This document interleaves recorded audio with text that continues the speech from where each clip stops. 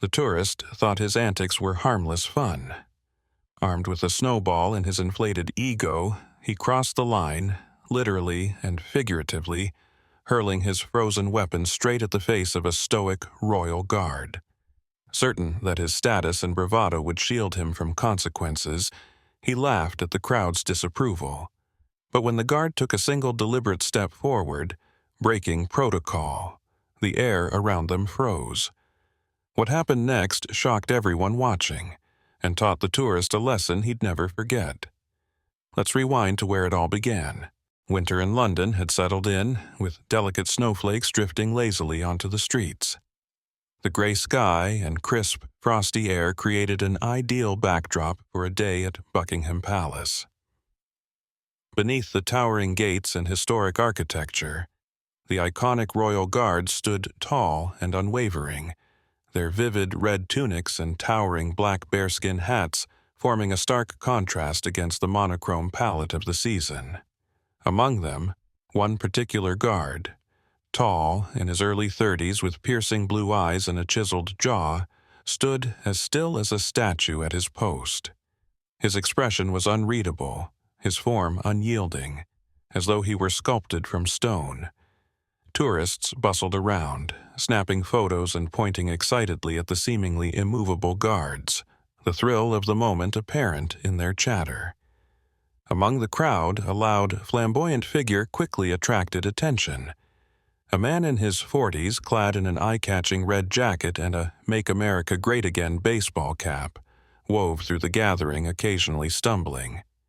His flushed face betrayed both the bite of the cold and the mulled wine in the styrofoam cup he clutched tightly in one hand.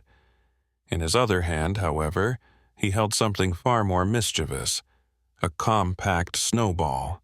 "Hey, look at this guy!" the man bellowed, gesturing wildly toward the nearest guard. His voice, brimming with mockery, rang out above the murmurs of the crowd. "He's like a statue! Do you think he's even real?" The crowd chuckled nervously, some choosing to ignore him while others edged closer, curious to see what might unfold. The guard, unyielding, stared straight ahead, impervious to the American's taunts. Yet there was a palpable tension in the air, a tension the brash tourist seemed to revel in. "I bet he doesn't even blink," the man continued, weaving closer to the white line that separated the public from the guards. "I'm going to test this guy." With exaggerated theatrics, he raised the snowball, his grin widening as though he'd stumbled upon the greatest prank in history. The antics of the loud American drew more attention. Smartphones were raised. Camera shutters clicked in rapid succession. While a few bystanders laughed nervously, others muttered their disapproval under their breath. An elderly British woman, elegantly dressed in a sensible beige coat, scowled at the man's behavior. "This is disgraceful," she whispered sharply to her companion.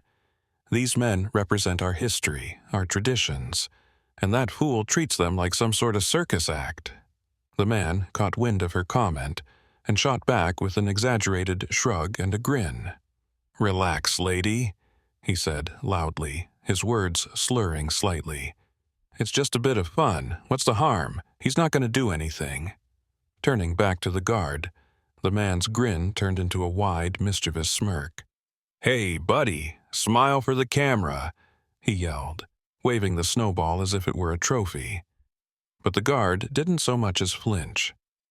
Frustration flickered briefly across the man's face, and he downed another swig of his drink before, with dramatic flair, launching the snowball directly at the guard.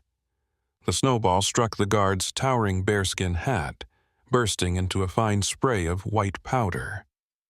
The crowd collectively gasped. Whispers of shameful and unbelievable rippled through the gathering, while others simply stood frozen, their eyes locked on the unfolding scene. The guard, for his part, remained impassive. His face stayed stony, his stance unshaken. For a brief moment, it seemed as if the situation might dissolve into nothingness. But then the guard moved. In one deliberate motion, the guard stepped forward, breaking the sacred protocol of stillness. His polished black boot landed just beyond the white line, its echo resonating sharply through the hushed crowd. The American's smirk faltered, and a flicker of unease crossed his face as he instinctively stepped back. The guard's piercing blue eyes fixed on the man, delivering an unspoken but undeniable message. Enough. Without breaking his stoic expression, he raised his arm and pointed firmly toward the gates where 2 other guards were stationed. The signal was clear and immediate. With military precision, the 2 guards began advancing toward the scene. The American's bravado evaporated.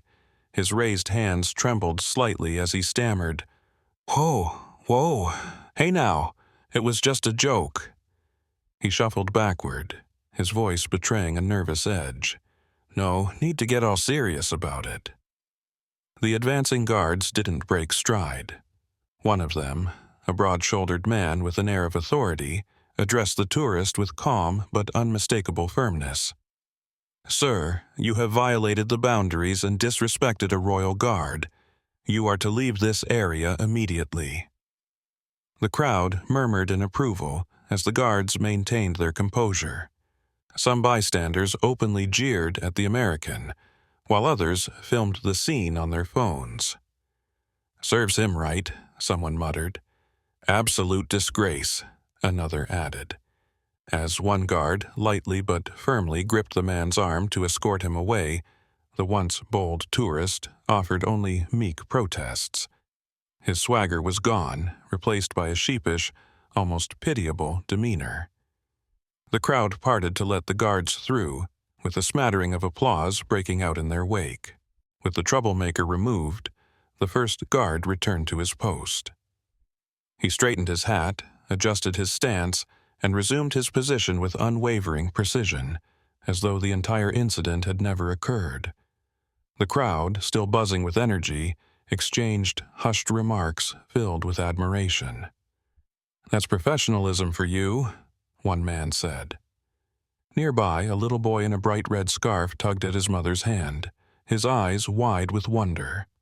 "Mommy, is he a superhero?" he asked in awe. His mother smiled, brushing snow from her coat. "In a way, he is," she said warmly. The boy tiptoed toward the guard, stopping shy of the white line. "Thank you for protecting us," he said shyly. Though the guard didn't respond, a faint twitch at the corner of his mouth hinted at acknowledgement. By evening, videos of the incident flooded social media. A clip titled "Drunk Tourist Gets Put in His Place by Royal Guard" went viral, amassing millions of views. Comments poured in from around the globe. "This is what dignity looks like. Respect to the guards." About time someone stood up to entitled tourists. "Legendary response." As the snow continued to fall, the royal guard remained steadfast at his post. To the world, he was more than a symbol of Britain's past. On this winter day, he reminded everyone that honor and tradition still held their ground, even in the modern age. And some boundaries, both literal and symbolic, were never meant to be crossed.